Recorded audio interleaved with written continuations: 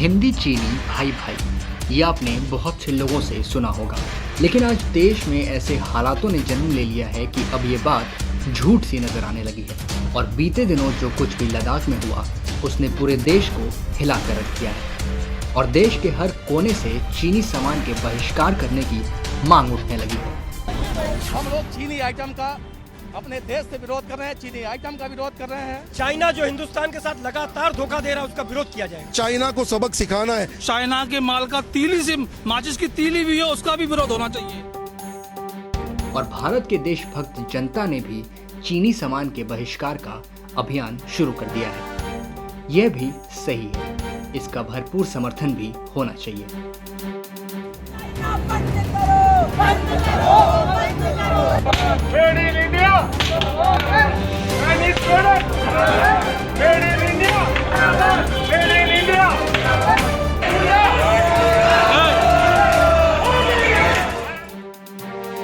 आतंकवाद पर भी चीन का व्यवहार ठीक नहीं है।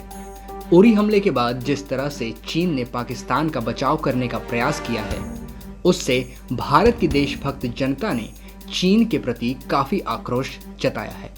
चीन को सबक सिखाने के लिए भारतीय नागरिकों ने सोशल मीडिया पर चीनी सामान के बहिष्कार की मुहिम भी चलाई है।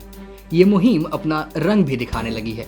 तकरीबन एक ही महीने में भारत में चीनी सामान की बिक्री इतनी कम हो गई है कि उससे चीन बुरी तरह बौखला गया है।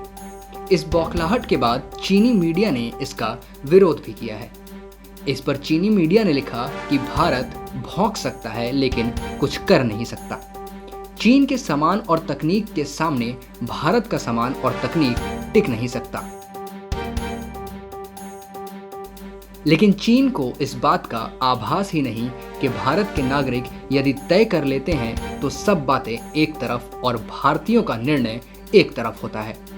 चीन को शायद यह नहीं पता कि उसका सामान भारत में इसलिए बिकता है क्योंकि वो बहुत ही सस्ता होता है, ना कि उसकी गुणवत्ता के कारण, ताकि हमारे कामगारों, बुनकारों, शिल्पकारों और कुटीर उद्योगों को नई ताकत मिल सके।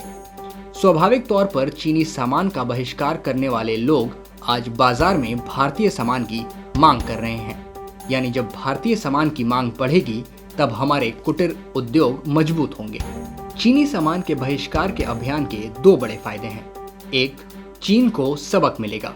दूसरा, भारत के कुटीर उद्योगों को नई ताकत मिलेगी। छोटे कारोबार से जुड़े लोगों की स्थिति में सुधार होगा। भारत की अर्थव्यवस्था मजबूत होगी। भारत में रोजगार बढ़ेगा। इसलिए आइए चीनी सामान का बहिष्कार अभियान का हिस्सा बनते हैं। वैसे ये बात भी सच है कि विदेशी सामान के बहिष्कार की बात काफी समय से चलती आ रही है।